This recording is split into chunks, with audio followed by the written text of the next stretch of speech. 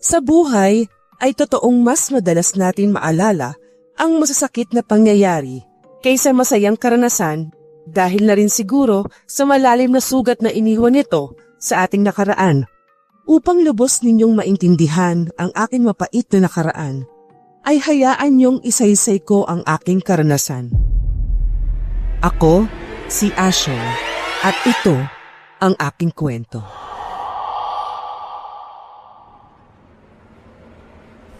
Linda, mahal. Gising ka nga, mahal. Ano ba kasi yun, Asyong? Masakit eh. Aray, Oh, ano masakit sa'yo? aray. Saan, mahal? Asan ba ang masakit? Dito oh, Asan dyan? sa puwet. Ang sakit na ng puwet ko eh. Umayos ka nga. Abay, hindi ko naman kasi inaasahan eh. Ang layo pala ng bukid nun. Ang hapdi na ng puwet ko kakaupo eh. Ang ginaw pa ng bus. Ipakiramdam ko refrigerator na to, mahal. Ano ba yung tingin nila sa atin? Hotdog o kaya tosino? Naninigas na ako. Tumahimik ka nga, mahal. Natutulog ang ibang pasahero. Mabuti pa itulog mo yung puwet mo. Istorbohin mo pa ako na isang beses. Makakatikim ka sa akin. Opo, master. Tatahimik na. Nandito na tayo. Sasakay daw tayo ng tricycle pagkababa natin ng bus. Okay. Parang wala akong makitang tricycle, mahal. Tricycle! Ayun, mahal oh.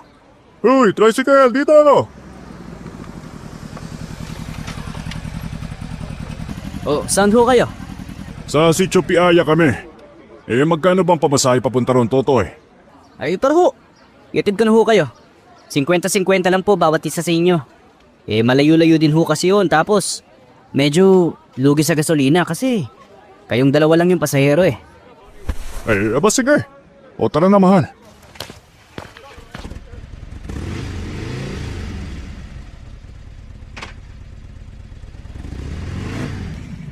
Bago lang ho kayo rito? Oo. Taga Maynila talaga kami. May binili kasi kaming lupa na palayan dyan sa Sitio Piaya. Kayo pala nakabili ng lupa ni Mang Herman. Balita ko, nagkaroon daw ho yun ng acute ulcer kaya kailangan ng agarang operasyon. Kilala mo pala ang may-ari ng palayan, Totoy. Tomas na lang po ang itawag niyo sa akin. Taga Sitio Piaya din ako. Malapit lang ho doon sa palayan yung bahay ko. Matanong ko lang po, magkano ho yung bili niyo dyan sa lupa ni Mang Herman? Mga kulang-kulang sigurong aabot ninyo ng 150. 150,000? Parang ganun na nga. Maganda ang pwesto ng palayan kasi maluwag din ang bakuran. Abay, pwede niyo rin gawan ng poultry o mag-alaga kayo ng kambing o baka. Yun nga talaga ang plano ko para kahit papano mabawi yung perang pinambayad sa lupa. Ayan, nandito na ho tayo.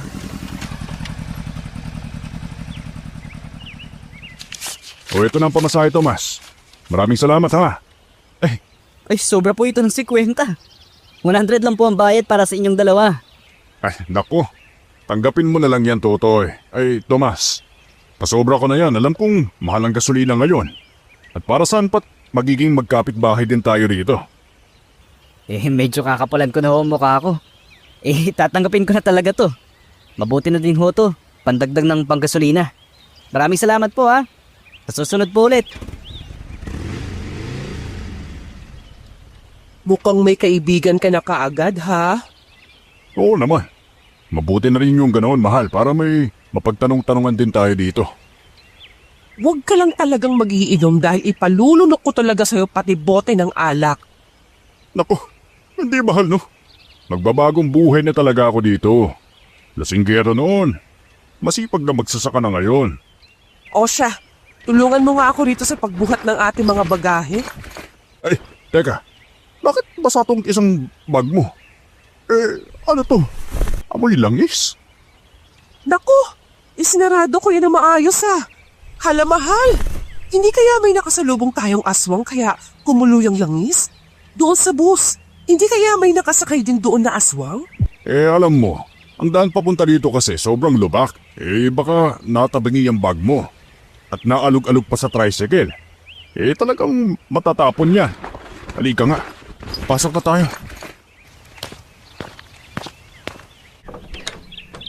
Halaka.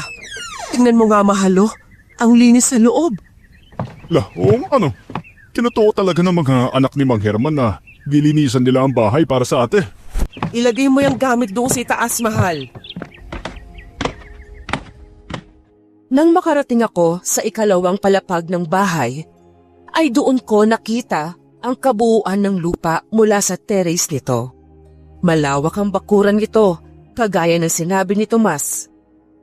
Para talaga akong hasyendero na nakatingin sa maluwag na sakahan at nasabi ko sa sarili na dream come true ang mga bagay na tinatamasa ko sa mga panahong iyon. Asyong, mahal. Nailista ko ng lahat ng bibilhin natin sa sakahan. Tingnan mo nga at baka may nakaligtaan pa akong ilagay. Patingin nga. Pako, pataba, sprayer. Okay na to. Ito na lahat ng kinakailangan natin. Anong oras mo dadaan dito si Tomas? Talagang malapit na kayo sa isa't isa, ha? Mga alas 8 daw, mamamasada na siya. Kaya nandito na yun maya-maya. Huwag ka na nga kasing mag-alala, nandito na nga yun. Oh, tignan mo si Tomas na yan, oh. Mga asyong! Sakay na! Totoy, Tomas! Ang gara ng dapit natin ngayon, ah. Saan ba punta mo? May pupuntahan lang ho ako saglit pagkatapos ko kayong ihatid dun sa palengke. Pero wag ho kayo mag-alala. Babalik din ako para makasabay din kayo pa uwi. Sige. Mabuti yan kasi kung ibang tricycle yung sasakyan namin at magpapahatid kami dito doble ang singil. Ang bahal ng bayad. Ganyan talaga ang ibang driver dito. Ang mahal makasingil sa mga pamasahe pero hindi mo din kasi masisisi baka matindi lang ang pangangailangan. Sa mahal ng bilihin ngayon, nako. Kukulangin talaga ang budget mo. Buti po kayo Mang Asyong at hindi pa kayo nagkakaanak ni Aling Linda. Mas mahirap ngayon kapag may bubuhayin ka pa na anak. Sa totoo niyan, medyo hirap kaming magkaanak dahil may PCOS yung asawa kong maganda. PCOS? Ano po yun? Kondisyon niya ng misis ko. Marami daw bukol yung matres niya, kaya nahihirapan kaming magkaanak. Sa lahat naman ng bagay, talagang Diyos lang ang nakakaalam sa ating kapalaran. Sa ilang linggo naming pananatili doon, ay naging malapit na din kami ni Linda kay Tomas. Naging suking tricycle din namin ito sa tuwing may bibilhin kami sa bayan. Hindi mahal magpabayad ng pamasahe si Tomas, kung kaya't mas gusto namin mag-asawa sa kanya sumakay. Asyong, mukhang magtatagalan pang bumalik si Tomas. Baka pabalik na yun. Maglibot-libot muna tayo. Tara doon. Masarap daw ang luto ng karinderyang yan. Kain tayo doon. Siguraduhin mo lang na masarap dyan. Dahil kung hindi, sa iyo ko isasaksak ang tinidor. Masarap dyan. Promise, mahal. Ikaw pumili ng gusto mong ula. Asyong, tingnan mo nga yung bata. Saan? Yun bang batang nasa labas? Tingnan mo, ang dumi ng damit. Asan bang nanay niyan? Kawawa naman. Teka, dyan ka lang. Kakausapin ko, baka nagugutom yan. Mabuti pa kasi kanina ko pa rin napapansin na parang tinataboy siya ng mga tindera. Baka nagugutom lang yung bata. Psst! Bata! Ako po? Oo, ikaw! Anong pangalan mo? Boyet po. Oh, Boyet. Ikaw lang ba mag-isa? Asan yung mga magulang mo? Wala na po akong magulang. Ilang taon ka na ba? 10 taong gulang na po ako. Gusto mo bang kumain? Naku po, wala po akong pera. Sino ba nagsabing ikaw ang magbabayad, bata? Gusto mo bang kumain? Opo sana. Kahit tira na lang po ninyo, okay na po sa akin. Halika na dito. Sama ka sa akin at o-orderan kita ng pagkain. Boyet palang pangalan mo. Taga saan ka, Boyet? Taga Piyaya po ako. Piyaya? Doon din kami nakatira. Asan ang magulang mo? Bakit wala sila dito? Namatay po sila dahil sa trangkaso po noong lockdown dito. Nag-aral ka ba? Hindi po ako nag-aral. Teka, marunong ka bang magsulat, magbilang o kaya magbasa? Hindi po. Ang natatandaan ko lang po, ang tawag sa akin ng mama at papa ko, Boyet. Paano ka nakakatawid sa pangaraw-araw? Nanlilimos lang po ako tapos minsan po nagpapatulong ang mga namimili na kargahin ang mga pinamili nila tsaka isasakay sa tricycle. Magkano naman ang bayan nila sa'yo pag ganon? 10 piso po. 10 piso? Ay, Bakit po? bata, gusto mo ba ng trabaho? Opo.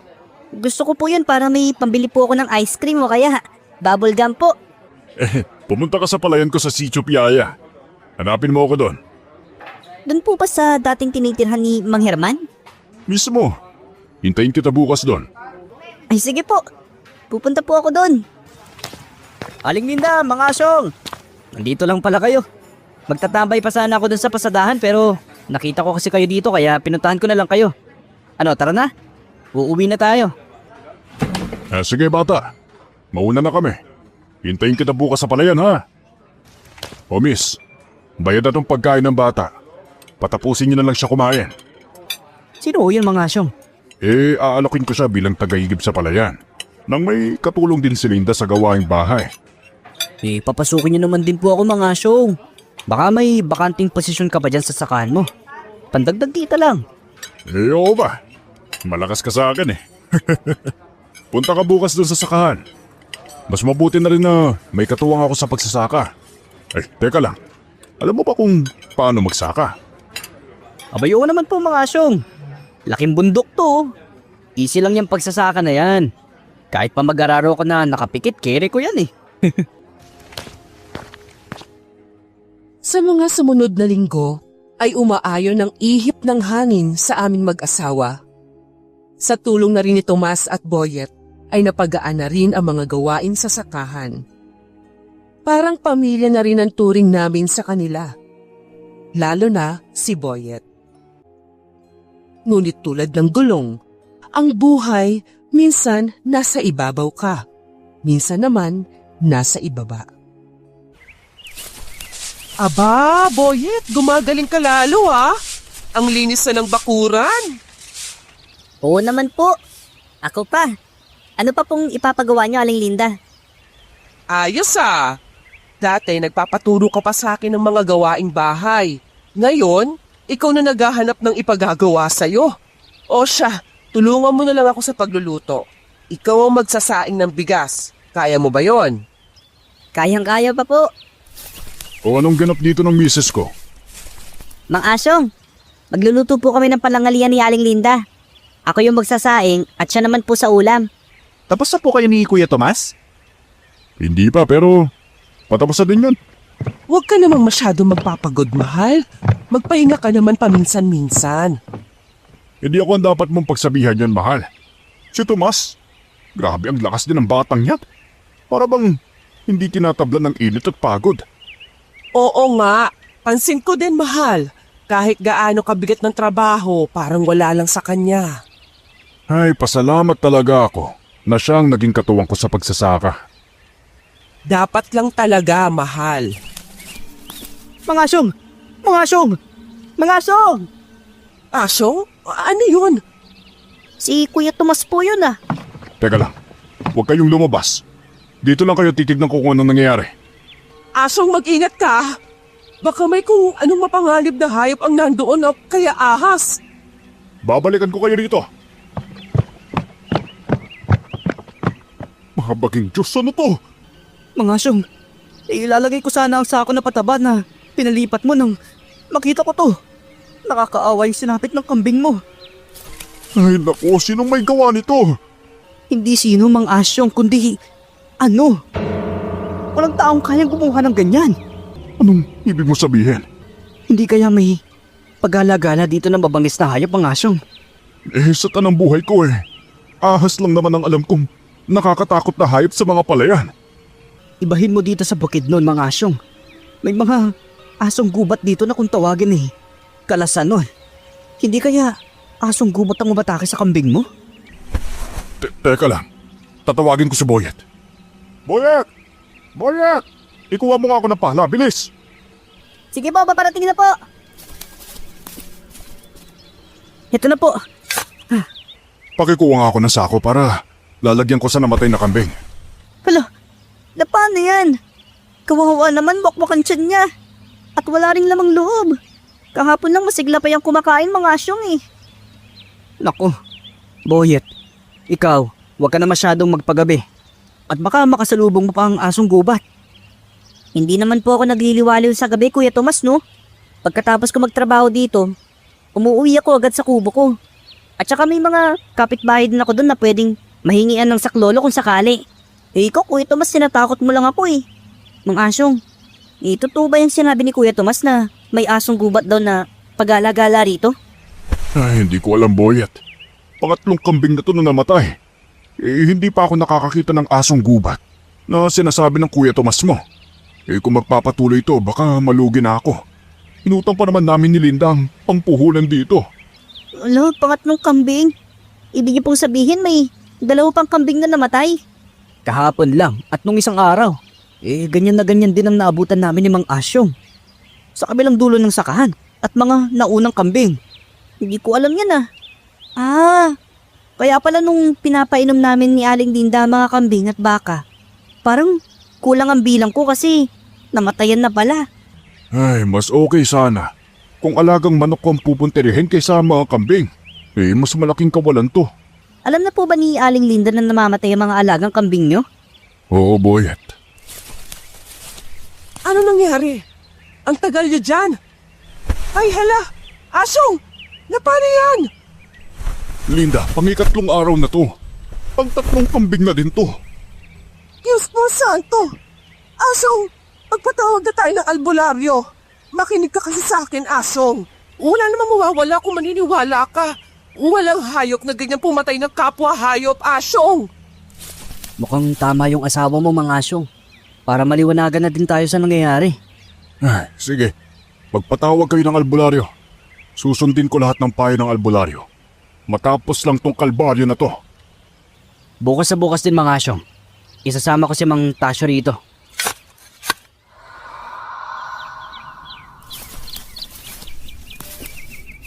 Mang Asyong, si Aling Linda po. Nandun sa loob. Kausap ang albularyo, Boyet. Nandyan ka lang pala, Asyong. Mahal, O mahal, anong sabi nung albularyo? mag-alay daw tayo ng isang baka. Baka? Baka talaga. Wala bang ibang paraan? Yung hindi masyadong masakit sa bulsa. Asyong naman eh. Wala tayong ibang gagawin. Andiyan na yung bigay na solusyon ng albularyo na si Mang Tasyo. Ay, masyado naman yatang masakit sa bulsa yung hinihiling ng kung ano-anong nilalang na sumasalakay sa mga hayop natin eh. Hindi nga natin nakita kung hayop ba talaga o elemento yung may gawa. Pero Asyong, ang sabi mo, susunod ka sa kagustuhan na ng albularyo. Hindi naman natin alam kung totoo ang sinasabi ng albularyo. Sumang-ayon lang ako kasi baka manok o baka lang kaya wala sa usapan na isang baka, Linda. Masyado namang masakit sa bulsa ang hinihiling ng albularyo na sinasabi mo. Naging malaking away mag-asawa namin yon dahil na rin sa laki ng gagastusin namin para sa isang alay sa mga anito kuno. Ngunit nagdaan ng mga araw ay nagpatuloy pa rin ang parehong eksena. Asyong, ang ating mga kambing ay halos maubos na. Kung hindi natin ito maaagapan, baka ito ang magdulot ng mas malalang problema. Ang alay na baka ay para ron sa ating kinabukasan. Linda, ipapaalala ko lang na utang yung puhulan natin sa mga alagang hayop natin. Ang hindi ko lang maintindihan kung bakit ba nagpapaliwala ka sa mga anito na yan? Noong inutusan mo si Tomas sa pagronda, may nagawa ba? Huwag mong idamay si Tomas dito, Linda. Nagmamagandang loob ang tao. Sumunod na lang kasi tayo sa solusyon na binigay ng albularyo. Segunda Diyos ang sumasalakay sa mga hayop natin, Asyong. Anito, mga anito nagambala natin, sabi ni Mang Tasyo. Sa ngayon, buhay ng hayop pang kinukuha nila. Paano kung sa susunod, buhay na ng tao, Asyong? Ayaw kong mangyari sa atin yun. Ayaw kong may isa sa atin ang mamamaalam, Asyong. Hindi ko kakayaning mawala ka. Hindi ko kaya. Ay, tahan na. Walang mamamatay sa atin. Susunod ako sa gusto ni Mang Tasyo. Huwag na po kayo mag-alala, Aling Linda. Si Mang Asyong pa, matikas yan eh. Ay, pasensya na po kayo. Narinig ko po kasi kayo nagsisigawan kaya pinuntahan ko na po kayo. Huwag na po kasi kayo mag-away. Oh, nakinig ka sa sabi ng bata. Mas malakas pa loob ni Boyet kaysa sa'yo, mahal eh. Tinaig ka pa ng 10 years old na bata. Asyong! Oo na, sige na. Ano, maganda na tayo para sa alay. Nang sumapit ang hapon sa araw na iyon, ay agad namin sinunod ang sinabi ng albularyo. Kasama ko si Boyet at Linda sa pagsagawa ng ritual. Dahil si Tomas naman ay minabuting mamasada muna para sa dagdag kita. Dito po ba? Dito ko po itatali yung baka? Oo, dyan. Itali mo na. Naku, Mumu, pasensya ka na ha. At ikaw yung napili bilang alay sa mga anito. Sana, mahinto na ang pagpatay sa mga alagang kambing ni Mang Asyong sa pagsasakripisyo mo. Asyong, ilagay mo ng langis na ibinigay ni Mang Tasyo sa katawan ng baka. Ang amoy daw niya na magsisilbing gabay sa mga anito sa lokasyon ng baka na alay bilang paghingi natin ng pasensya sa kanila. Nailagay ko na. Iiwan lang natin yan buong gabi at babalikan daw natin to bukas. Sana matahimik na sila. Sana nga. At nang hindi na din mapuyat si Tomas na magronda dito sa palayan. Nahihiya na din kasi ako, mahal eh. Dahil sa maraming pabor na binibigay niya sa atin. Gustuin ko man eh. Hindi ko pa madadagdagan ang pasweldo ko sa kanya. Kasi kakasimula ko pa lang. Dapat lang, mahal. Ang bait-bait na Tomas sa atin at itong si Boyet. Anong gusto mo? Kahit po ice cream o bubblegum lang po, okay na po ako dun. Sige, ibibili kita ng marami niyan pag nagkapera tayo ng marami. Matapos ang alay na iyon, ay hindi pa rin tumigil ang kalbaryo sa pagpatay ng aming mga alagang hayop. Mahal, gising. Ang ingay ng aso sa labas. Ano ba, Asyong? Matulog ka na. Maya-maya pa ititigil din yan. Nag-aalalong yung mga aso natin, oh. Ewan ko sa'yo. Nandyan naman sa labas si Tomas nag-ronda. Baka si Tomas lang yan tinatahulan ng mga aso. Titignan ko lang. Babalik din ako. Gawin mo kung anong gusto mo. Bilisan mo lang, ha? Ay, hindi ako magtatagal. Titignan ko lang sa labas. Kung nasaan ang mga aso namin ay tumambad sa akin ang isang likod ng nilalang na mabalahibo. Matataas at matulis ang bawat hibla ng mga balahibo nito at napakaitim ng balat. Nilalantakan nito ang isa sa mga kambing namin na nakatali, ngunit agad din itong napansin ang presensya ko. Linda! Linda! Huwag ka lumapit sa akin! Demonyo ka! Yung itak ko! Nasaan yung itak ko? Mang Asyong! Ayos ka lang! Lumayo ka! Sino ka? Bakit mo kami kinagambala? Asa na pa yung itak ko na yun? Ayun, akala mo natatakot ako sa'yo? Pwes, tikman mo tong itak ko na bagong ahit! Yarr! Mang Asyong! Ano nangyari? Tomas, nakita mo yan? Mabalahibong nilalang nahugis tao. Tama, parang tao na. Mabalahibo. Siya ang umaatake sa kambing ko. Nataga ko siya pero nakatakas. Asyong, nataga mo yung nilalang na yun? Oo nga. Samahan mo ako. At hindi pa nakakalayo. Mang Asyong, makinig ka. Kung totoong mabalahibong nilalang ang tinaga mo, isang kik-kik.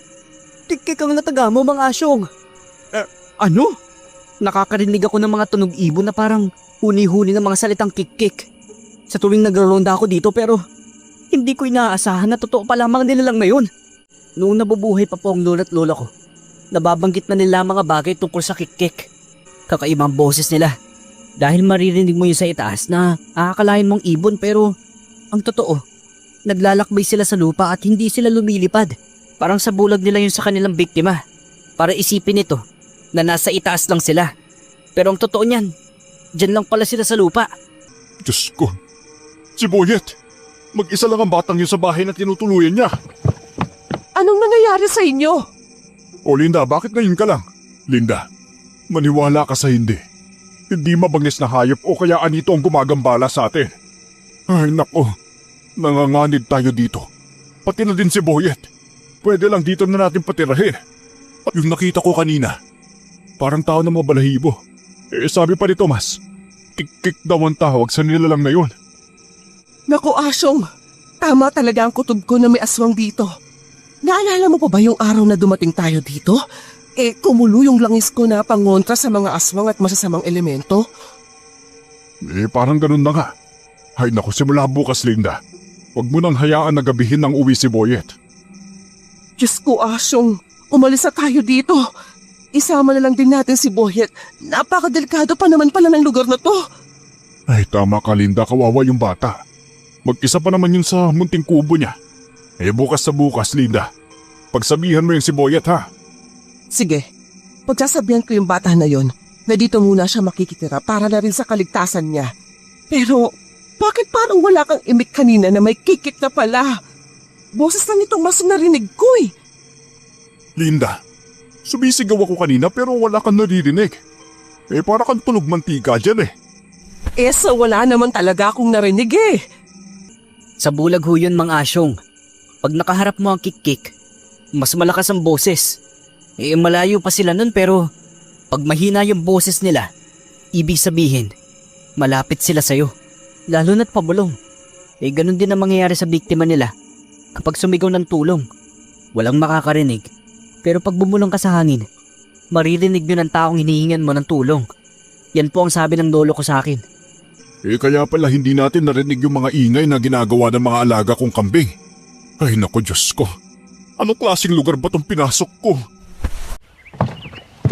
Katatawag ko lang sa pinsan kong si Mitch pero wala din daw siyang pera kasi kakalabas lang ng anak niya sa ospital. Paano na yan? Sunod-sunod na malas nga naman oh. Natanggap ko na din ang buntot pagi na pinakuha ko kay Tomas. Buti na lang talaga. Handang tumulong ang tao sa atin. Naglagay na rin ako ng mga walis tingting na pabaligtad. Mabisa daw yung kontrang aswang. Ay, wag lang talagang bumalik dito yung kikik na yon. Dahil hindi na ako magdadalawang isip na tuluyan siya. Manalig tayo sa Diyos, mahal. Hindi niya tayo pababayaan. Ibebenta ko na lang ang lahat ng natitira nating alaga. Total, palapit na din ang pista dito kaya maraming maghahanap ng panghanda. Mabuti pa kaysa mabiktima pa ang mga natitirang hayop ng kikik na yon. Ay, hindi ko talaga alam kung paano ako makakaraos. Ano na po ang plano? Tuloy po ba talagang alis nyo? Oo, tungkol dyan. Kakapalan ko na talaga ang mukha ko kung pwede sana patulong sa pagbebenta ng natitira kong mga alagang hayop. Yung kinontak ko kasing broker ng lupa, tumawag kahapon. Wala pa rin buyer ng lupa eh. Naku, walang problema po, Mang Asyong. May mga kakilala po ako sa bayan. Irerekomenda ko po yung mga alagang hayop nyo rito. Naku, maraming salamat talaga. Ilang gabi na ding hindi bumabalik dito ang kikik. Baka nagtanda na yun. Dahil nga po nataga nyo siya. Mabuti nang lisanin ko na lang ang lugar na to, Tomas. Hindi na rin kasi ako makatulog ng maayos gabi-gabi. Pati misis ko. Natatakot na din. Sa bagay may punto ka, Mang Asyong. Dapat talaga, unahin muna natin ang kaligtasan ng ating minamahal sa buhay. Pero sige ho, aalis na ho ako at mamamasada pa ako. Hayaan nyo ho, pag may naghanap ng panghanda sa pista, dadalhin ko dito. O sige, ingat ka na lang, Tomas ha. Ilang araw ang lumipas ay may mga pailan-ilan na ring bumibisita sa palayan upang bumili ng mga alagang baboy namin. Ngunit ang iba ay hanggang tingin lang at kung may bumibili man ay tumatawad ang mga ito kaya wala akong magawa kung hindi ay ipagbili ang mga alagang hayop sa murang halaga. Kukulangin pa rin ito, mahal. Sana may bumili pa. Papalapit na ang pista. Tiwala lang tayo, mahal.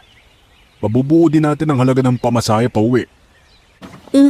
Aalis po kayo dito? Uuwi ka sa amin, Boyet. Bakit po? Ayaw niyo na po ba dito? Hindi namin pwedeng sabihin, Boyet. Baka matakot ka pa eh. Bakit naman po ako matatakot? Kasi aalis kami dito. Sa kadahilan ng may kababalakan dito. Kababalaghan? Parang mumu po? May multo po ba dito sa bahay niyo? Kahit ikwento ko, hindi mo rin maiintindihan. Pag umalis po kayo, pwede po bang sumama? Sasama ka. Kung papayag po kayo, opo. Sasama po ako, promise po. Hindi po ako magiging pasaway. Nakakatuwa ka talagang bata ka. Sige na nga, sama ka. Yay! Sasama po ako? Totoo po ba yun? Oo, sasama ka. Huwag na madaming tanong, baka magbago pa ang isip ni Master Linda. Okay po. Hindi na po ako magtatanong.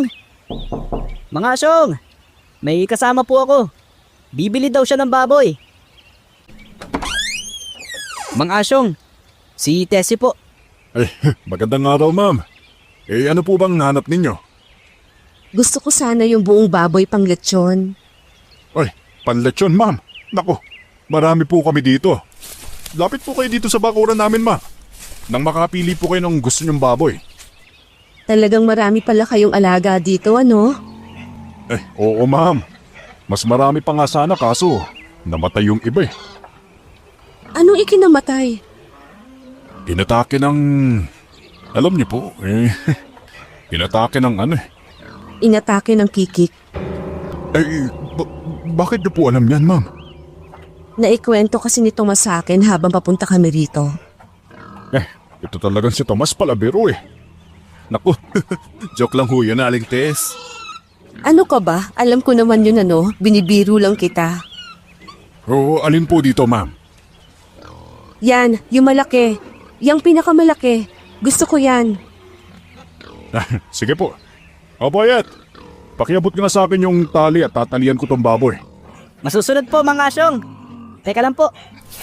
Mga asyong, bago ko pa makalimutan, magpapatulong po sana ako sa paghatid ng baboy sa bahay nila Aling Tessie. Wala kasing hahawak sa baboy nila eh. Sus, yun lang ba? Walang problema sa akin yan. Iniabot ko na pala sa asawa mo ang bayad. Maraming salamat ho, ma'am. Dahil na rin sa buntis ang customer namin, minabuti na namin na ihatid ang biniling baboy sa kanilang bahay. Dahil medyo may kalayuan ang bahay ni Tessie at lubak din ang daan, ay inabot kami ng gabi ni Tomas. Ang layo pala ng bahay ni Tessie ba yun? Opo. Paano kayo nagkakilala nun? Yung asawa nun, kasamaan ko po dun sa sabong. Magsasabong ka pala? Ngayon ko nang nalaman na mahilig ka pala sa sabong. Oo naman po mga asyong. Katuwaan lang.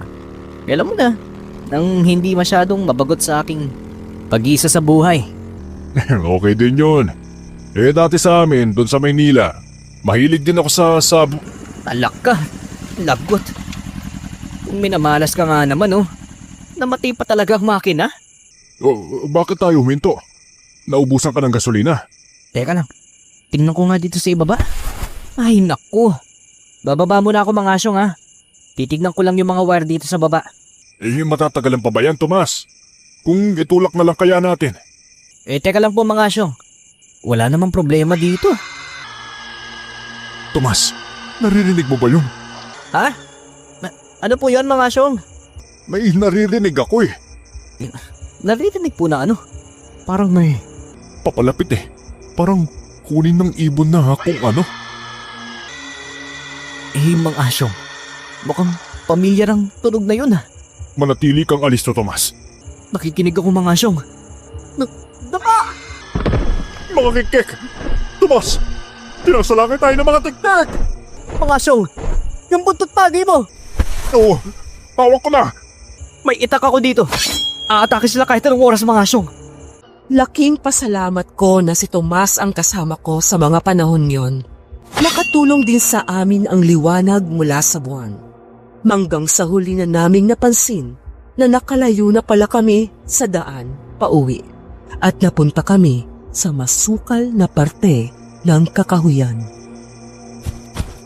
Tomas, mukhang nawala na natin ang mga tiktik ah. Eh mukhang ganun na nga mga asyong. Mukhang malayo yung inabot natin sa katatakbo. Mahihirapan tayo sa pagbalik natin sa tricycle mo niyan. Naku, wag na po mga asyong. Delikado tayo.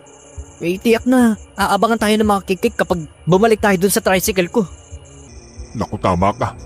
Madali nila tayong matutuntun sa tunog ng tricycle. Kung babalik tayo doon, pero paano na? Dito tayo magpapalipas ng gabi. May alam ako na daanan na shortcut pabalik dun sa palayan mo mga asyong. Ano pang hinihintay natin?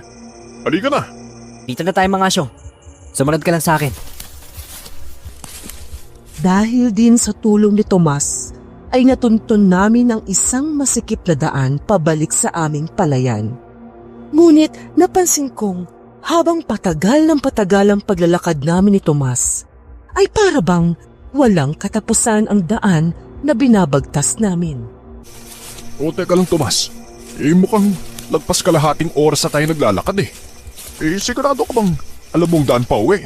Sundan mo lang ako mga asyong. Ako nang bahala sa'yo. Pero palalim ng palalim ang gabi. Kailangan ako ng asawa ko. Hinihintay niya ang pagbalik ko eh.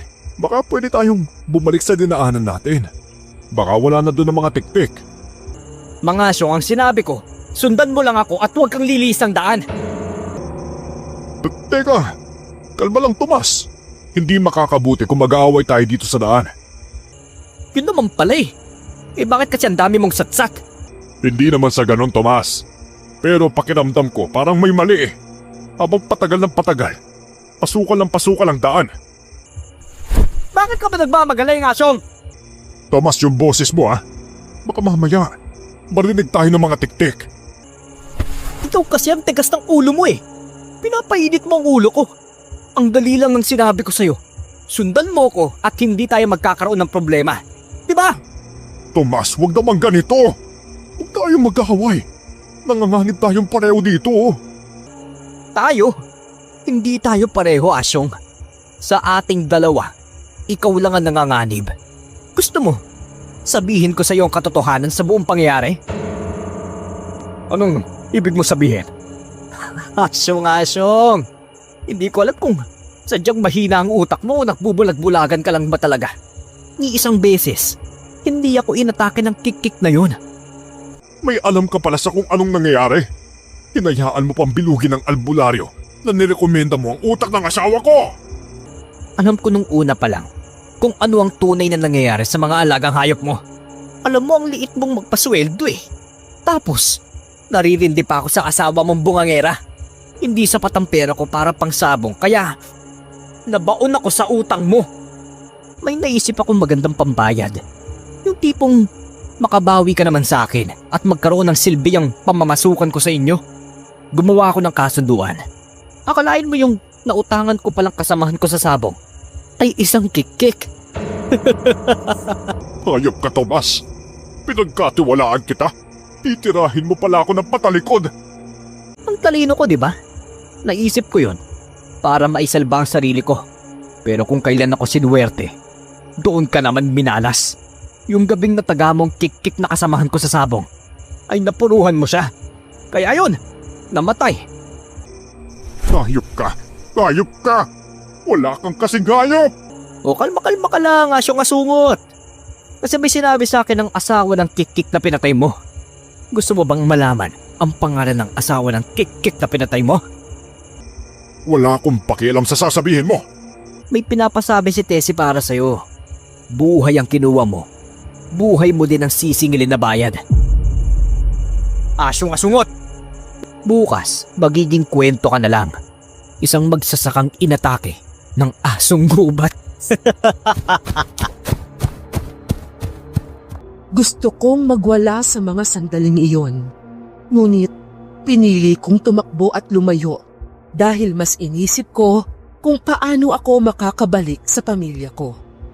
Kaligtasan ni Linda at Boyet ang iniisip ko sa panahong iyon. Takbo, asyong! Takbo! Hindi ako natatakot sa inyo. Mga kampon ng dilim. Bakit hindi niyo ako labanan ng patas? Huwag kayong magtago sa damuhan! Hanapin niyo ako! Paalam, Asyong! O, paano ba yan? Mukhang bayad na ako sa inyo, ha? Nasa harap niyo na si Asyong Asungot. O, mauna na ako, Asyong. Aabangan ko na lang bukas ang balita tungkol sa iyong masaklap na pagpanaw. Nagkamali ka sa iniisip mo. Dahil Diyos ang may bigay sa buhay ko. Diyos din ang kukuha nito. At hindi asong gubat o letseng kik-kik na mga ito. Paalam, Asyong! Tomas! Pag-usapan naman natin to kung gusto mo. Hati tayo sa kita ko sa pagbebenta ng mga alagang hayop ko. Huwag mo naman akong iwan mag-isa dito, parang awa mo na. Nagmamakawa ako, Tomas. Nakita ko ang pagtakbo ni Tomas palayo sa akin. Habang ako ay nakikipagbuno sa mga hayok ng dugo ng mga kikik. Ngunit ilang saglit lang ay narinig ko ang malakas na pagmura ni Tomas. Natapilok pala ito sa pagtakbo at tumama ang tuhod sa matulis na bahagi ng isang putol na kahoy. Ah! Aray! Lecheng kahoy to! Ba't ba nakaharang to? Tomas, mag-iingat ka at pupuntirahin ka nila. Tulungan mo ako, mga Asyong! Hindi ako makagalaw! Mag-isip ka na maayos. Isipin mo yung kahinaan nila. Yung butot pagi! Yung butot pagi! Ibigay mo sa akin! Akin na! Oh, eto na. Ihahagis ko na. Tumayo kayo sa akin, mga hinayo pa kayo. Tomas, ano ba yung kahinaan nila? Hindi ko na alam! Apoyo kaya! Itak! Teka, nasa na ba yung itak mo? Hanapin mo yung itak mo! Tulungan mo ako na! Tulikod ko na sila, oh! Paano? Nasa na yung buntot magi ko. Hindi ko makita ang itak mo. Ilayo mo sila sa akin! Huwag kayo lumapit sa akin! Si Asyong ang dapat kong atakihin! Wag! Wag! Asyong! Tulungan mo ako! Ilayo mo ako dito! Tomas, hindi sila nakikinig sa akin. Mag-ingat ka, Tomas. Tumakbo ka na! Asyong! Tulong! Aray! Tomas! Tomas! Paano na to? Wala ka, Silve, Asyong! Sabi ko sa'yo, ilayo mo sila sa akin! Punyeta! Hindi ko alam. Ayaw nila makinig sa akin eh. Kasalanan mo to, Asyong! Pinangako kong ako mismo ang papatay sa'yo! Patawad. Tomas, patawad. Wala akong magagawa. Patawad. Babalikan kita, Asyong! Nang makita ko na natabunan na si Tomas ng mga kikik, ay hindi ko kinaya. Aaminin kong naduwag ako at alam ko rin sa sarili kong huli na para isalba ang aking kaibigan. Tumakbo ako palayo sa kinaroroonan ni Tomas. Magkahalong takbo at dasal ang ginawa ko. Hindi ko alam kung paano ako nakabalik. Ngunit nakita ko na lang ang sarili ko na nasa labas ng bahay na malakas na kinakatok ang pintuan namin sa bahay. Linda, buksan mo ang pinto. Linda! Asyong! Diyos ko po! Dugoon ka! Saan ka galing? Napawi ka ba? Nasaan yung langis? Nga, sinasabi mong ang alkontra ng aswang. Ha? Nasa itaas. Bakit mo ba hinahanap? Ipaliwanag mo sa akin kung bakit duguan ang damit mo. Yung langis ka, sabi. Hindi mo ako tataasan ng boses, Asyong. Naiintindihan mo? Na paano po kayo, Mang Asyong? Boyet, Linda, makinig kayo sa akin na mabuti. Hindi tayo ligtas sa lugar na to. Si Tomas. Wala na si Tomas. Patay na siya. Po? Patay na si Kuya Tomas? Paano nangyari yun at namatay siya? Naalala mo pa ba yung kik-kik na sinasabi kong nataga ko ng matagal na? Opo, bakit? May nataga po kayong kikik? Boyet, pakisarado lahat ng pintuan. Usapang matanda ito eh. Bata ka pa. Huwag ka na muna makinig sa usapan namin. Boyet, sundin mo ang utos ng Mang Asyong mo. Okay po. Napatay ko yung kik-kik na yun, Linda. At babalikan ako na makakalahi ng mga kik-kik na yun. Ang buhay ko ang gusto nila maging kabayaran sa kasalanan ko. Mahabaging Diyos, Asyong. Anong gagawin natin ngayon? Ako ang puntirya nila. Kaya iwan niyo ako dito hanggat may oras pa. Iligtas niyo ang sarili niyo. Isama mo si Boyet sa pagtakas mo. Ayoko! Hindi kita iiwan dito. Haharapin natin ito ng magkasama. Linda, mahal mo ba ako? Anong klaseng tanong yan, Asyong? Malamang oo. Pakakasalan ba kita kung hindi kita mahal? Kahit sa pagkakataong ito, Linda, makinig ka sa akin. At tuparin mo ang hiling ng taong mahal mo. Iwan mo ko rito, Linda. Manganganib ka kung mananatili ka rito kasama ako. Nangako ka sa araw ng kasal natin na tutuparin lahat ng kagustuhan ko at sa ayaw at sa gusto mo, mananatili ako rito kasama mo. Yun ang kagustuhan ko. Linda, wag na matigas ang ulo, parang awa mo na.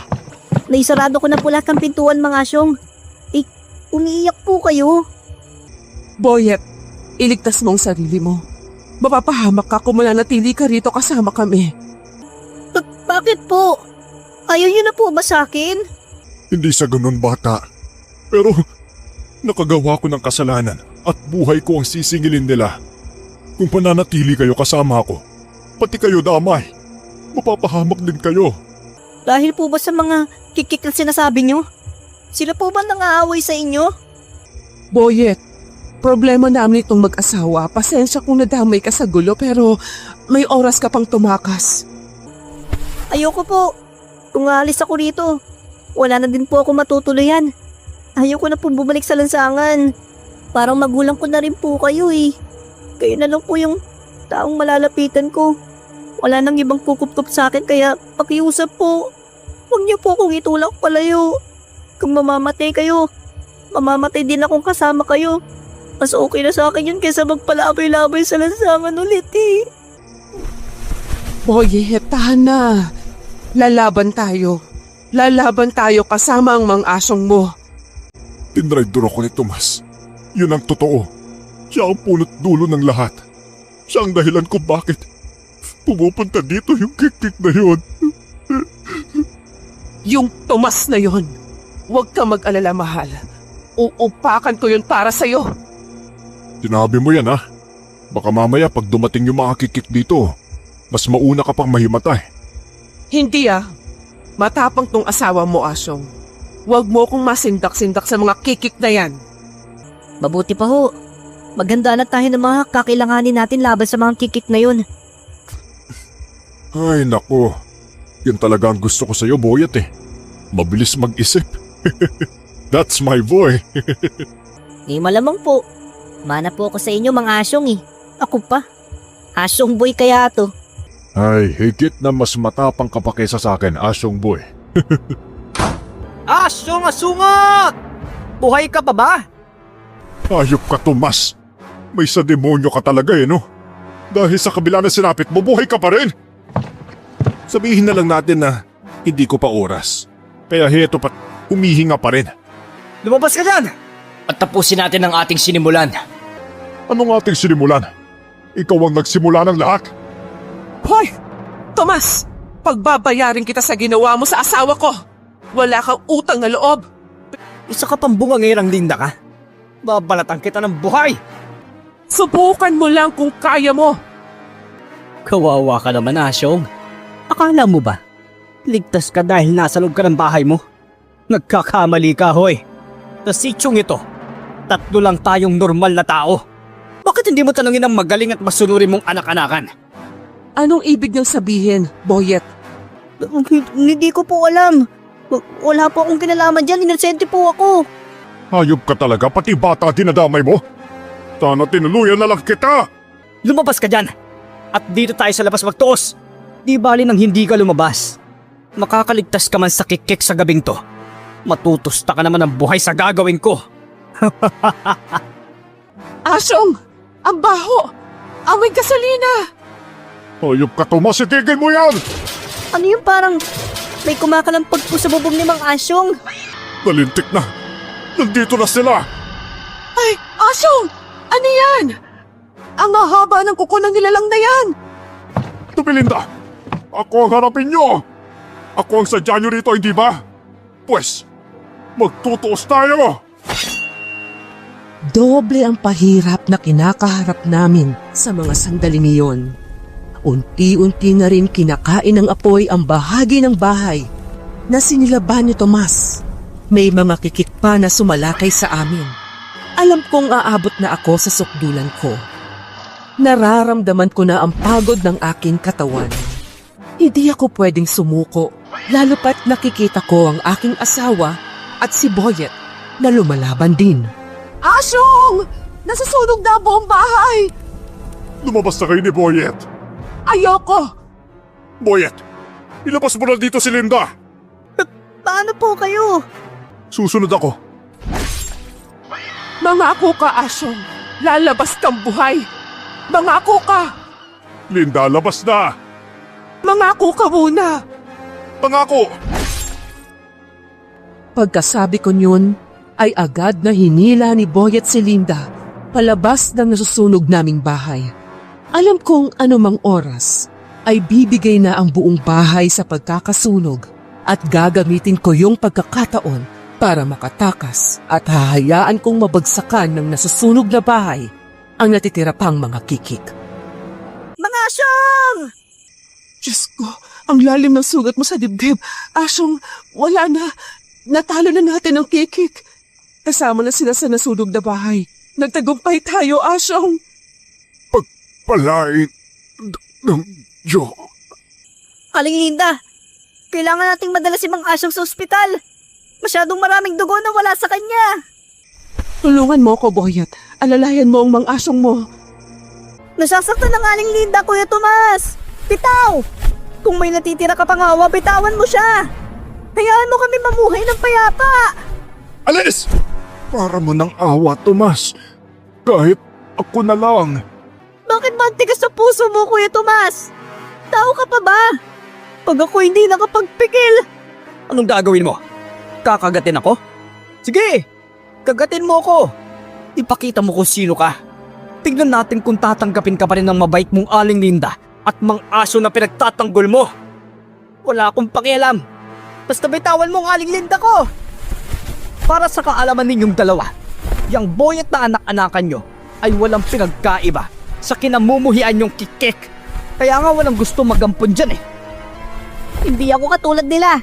Kahit kailan, hindi ako mananakit ng kapwa. At mas lalong hindi ko sasaktan ng Aling Linda at magtumas ko. May alam ako sa pagkamatay ng mga magulang mo, bata. Gusto mo bang malaman? Anong alam mo sa pagkamatay ng magulang ko? Pepo ka sa aking magalit, bata. Doon ka magalit sa kalahi mo. Anong pakialam ko sa kanila? Naku, Boyet. Hindi totoong namatay ang mga magulang mo sa sakit. Ang totoo niyan ay pinagtulungan lang silang patayin ng kapwa nyo kikik. Kasi naiiba kayong magpamilya sa kanila. Hindi totoo yan. Ayaw mong maniwala? O sige, may pinakita ba silang bangkay ng nanay at tatay mo ng araw na namatay sila? Di ba wala? Kasi nga, sila mismo yung pumatay sa tatay mo. Nagpipigil pa siya oh.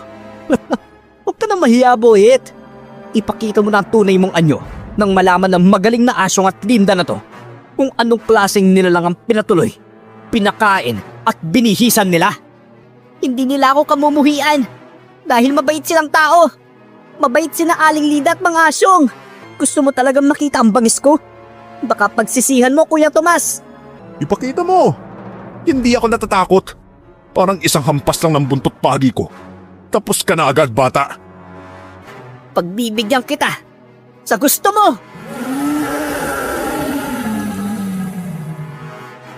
Kitang-kita ng dalawang mata ko kung paano mag-ibang anyo si Boyet. Nasaksihan ko kung paano nito wakwakin ang tiyan ni Tomas. Nang masiguro nitong patay na si Tomas, ay tumingin ito at lumapit sa aming dalawa ni Linda. Katulad ng ibang kikik, ay baka atakihin din kami ni Boyet dahil sa dugong galing sa sugat namin. Ngunit, iba ang nangyari. Dinilaan nito ang mga sugat namin at himalang naghilom ang mga ito. Pagkatapos, ay agad itong tumakbo at nagtago sa may damuhan malapit sa kinaroroonan namin. Asyong, ang mga sugat mo. Tingnan mo. Naghilom din ang sugat ko. Magaling na ako, Linda. Magaling na ako. Si Boyet, isa pala siyang kikik, mahal. Niligtas siya tayo. Oo nga. Boyet! Boyet! Nasaan ka? Nandyan siya sa may masukal na parte ng gilid ng daan. Boyet! Magpakita ka, bata! Hindi kami galit! Hindi niyo po ako sasaktan. Saktan? Bakit naman? Hindi ka namin sasaktan. Lapit ka dito, dali. Hindi kayo takot sa akin? Aling Linda? Mang Asyong? Hindi. Mabait ka naman, di ba? Paano kami matatakot eh? Ikaw nga ang asyong boy ko, hindi ba? Hindi po kayo natatakot sa akin kahit isa po akong kikik? Hindi, Boyet. Wala kaming rason para gawin sa'yo yon. At isa pa, mabuti kang bata kaya hindi ka namin iiwan. Talaga po? Isasama niyo po ako? Lapit ka. Dali. Umalis ka na dyan sa damuhan. Hindi magandang tignan ng bata na nakatambay sa damuhan. Simula ngayon, hindi ka na mag-isa, Boyet. Natatakot po ako baka hindi niyo na po ako tanggapin, Mang Asyong. Tatay Asyong. Simula ngayon, Tatay Asyong na ang itawag mo sa akin. Nanay Linda na rin ang itawag mo sa akin, Boyet. Maraming salamat po sa pagtanggap. Nay, Tay! Matapos ang gabing iyon, ay napag-alaman din namin ni Linda na hindi pala nakaregister ang mga tao sa sitio Piyaya, maging si Tomas o Boyet. Saan tayo tutuloy ngayong wala na ang bahay natin? Natupok na to ng apoy eh. Tanda mo pa ba? Doon daw muna tayo matutulog sa evacuation center sa may bayan. Uy, sira ulo talaga yung Tomas na yon. Nagnakaw pa talaga ng gasolina sa bayan. Para lang may pangsunog siya sa bahay natin. Ikaw, Boyet, wala ka ba talagang naaalala na apelido mo o kaya pangalan man lang? Wala po. Boyet lang kasi ang tawag ng magulang ko sa akin bago sila mamatay. Ganoon ba? Mahal, kung iparehistro na lang kaya natin si Boyet gamit ang apelido natin. Magandang ideya yan, mahal. Ano po yung iparehistro po? Bibigyan ka namin ng buong pangalan. Gusto mo yon? Opo, gusto ko po yun. Tapos, ipapasok ka namin sa school para matuto kang magbasa, magbilang at magsulat. Mukhang masaya po kung ganun. Pero mangako ka, Boyet, ha? Ano po yun? Na hindi ka mananakit ng kahit sino at hindi mo nagagawin yung pagpapalit ng anyo mo. Mapapangako mo ba yon? Opo, pangako ko po yan. Magmula ng araw na yon, ay kasama na naming namuhay si Boyet. Pinag-aral namin at iniwan na rin namin ang buhay probinsya at bumalik sa Maynila. Mabigat man ang sakit na pinagdaanan naming magpamilya sa kamay ng mga kikik. Mayroong sariling paraan ng Panginoon para takpan ito ng biyaya. Malaki man ang nawala sa aming pamilya, ay doble naman ang biyayang naging kapalit dahil hindi lang pera ang ibinigay niya sa amin. Kung hindi ay isang ganap na buong pamilya matapos isilang ni Linda ang anak namin. Yun lamang po at maraming salamat sa pakikinig sa aking kwento.